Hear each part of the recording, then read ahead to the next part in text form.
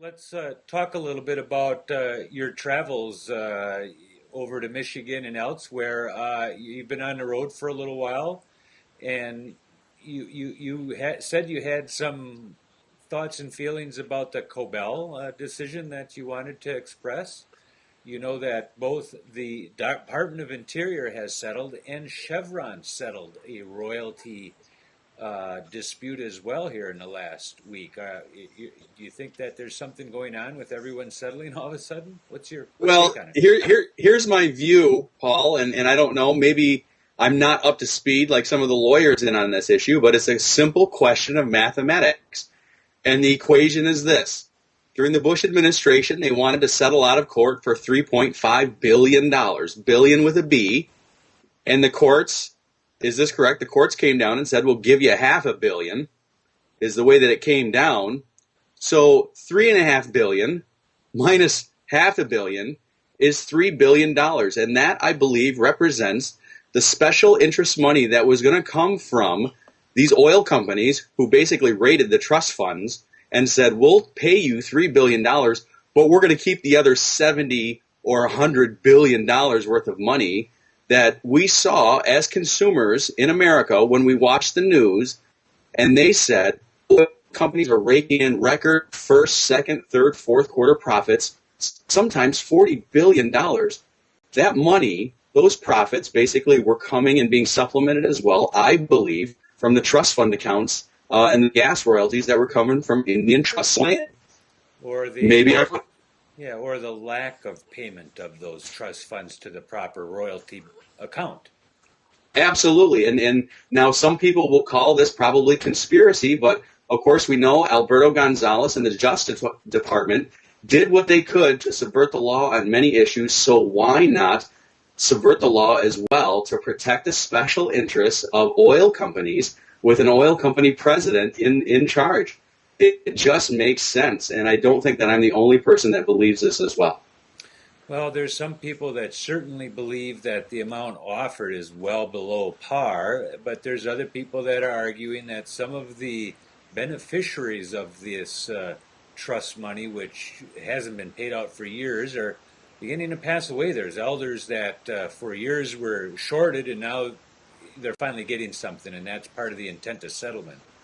I agree, but the thing that is despicable is when they put caveats on these that say caveats on these negotiations that say you will recuse yourself from all further litigation regarding this. That is a slap in the face towards Native America. It's like, look, we have the history. We have the history and know how these things go down. So no, we're not going to sign, or we should not sign away our right to hold you accountable for your trust obligations in the future. Nothing should take that away. You think that I was going to say is that do you think that it's a matter of they're sending these $1,500 checks out to every single account owner as an initial payment? There's going to be some people who are going to put that money away and say, "Well, I don't want to be part of this settlement. I didn't sign on specifically as a member of this class of lawsuits, and I'm not going to accept that money to keep my options open." You see that as something people are going to do? Absolutely. Well, I think you're right on in that. What's going to happen with this idea is it's going to be divisive of the individuals who are involved in this litigation or the people who will benefit from it. In that you're right, people need the money now. Natives need the money now. They need it for their bailout, their house payments, their food money. They need it for these things. And so having a little bit is going to get us further on down, or these individuals further down the line. But then you're right, there's other individuals that can see the writing on the wall. They can see the smoke and mirrors that's going on, and they're not going to settle for something less than they are entitled to. And this is so very important that it is an entitlement issue. Natives, that money belongs to the native people. It doesn't belong to me and to my tribe, but I will certainly vocalize that the individuals in the tribes that are getting the gas royalties, they're entitled to that. Pay up, give them what they deserve. Well, it's interesting. And Chevron made their big settlement. I think it was a $45 million settlement for underpayment of royalties to tribes in Texas and other places too. All of a sudden, they seem to they have a lot of money available apparently nowadays. Well, any figure that they're going to offer as a settlement, I'm going to immediately come back and say you should double that right off the get-go. First of all, million with an M, falls short of the initial asking for some of this gas and royalty money going back 70 years or so of billions, tens and tens of billions of dollars. $1 million is just a drop in the bucket for these oil companies. So they need to pony up with something that's respectable and shows a little bit of respect for basically giving natives the short end of the stick on this issue. This isn't a militancy issue. This is a legal issue. And I think it's fair. It's fair payout.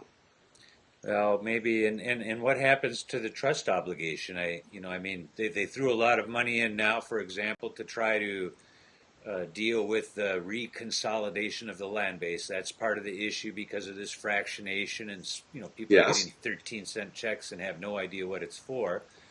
But it seems to me that reconsolidation is only one lasting issue. Accountability in the future is the other one. How do we trust? Yeah, absolutely. And I think that Native leaders, need to reaffirm with the United States government and clarify exactly what the trust obligation is. We can't leave it anymore to antiquated documents that are 20, 30 years old in some way, shape, or form. Native leaders need to step up and they need to reaffirm with the Obama administration exactly what the trust obligation is. And it's going to be a lot of work. It's going to be a lot of negotiations. And we'll see where it heads. All right. Cool. That's good on that subject for right now. Yeah. Eh? Now, we could go on forever, right? Yeah, well, you can be. There's good ideas. There's conversations. We've been having these conversations with people. And one last thing on this, if we're looking at hundreds of billions of dollars from a trust fund that no longer exists, that America should be upset about that, because that money, as a whole, made Native America a huge financial player. And why not say, you know what, we will. We'll start taking some of this, we'll buy back, not that we should have to buy back the land, but you're seeing it now in the stories that you're reporting on, that they're buying back. They're not waiting for the government to do trust obligations and do this. We're just going to buy the land back and put it into trust. We're not going to wait for you. So that money could have been used for that. And we are connected to the land base. So we need to reaffirm that. Some tribes are buying back land only to put it back into jeopardy by defaulting on the mortgages on their casinos and other buildings. We got a couple tribes. We had the Crow Creek tribe here. The IRS stepped in and sold, a couple hundred acres or a couple thousand acres to pay back IRS bills. We have the Pequots that are on close to default. They might be able to make it out, but there are other tribes who have purchased land and now are behind on their obligations and mortgage payments, and we may see them sacrifice their land for payment.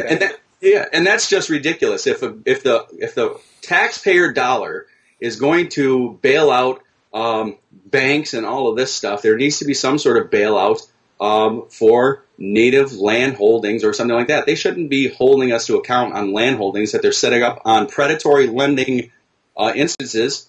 In some accounts, many accounts, predatory lending in some Indian reservations is just through the roof. And there's no accountability or oversight for that. There needs to be some sort of looking into that as well.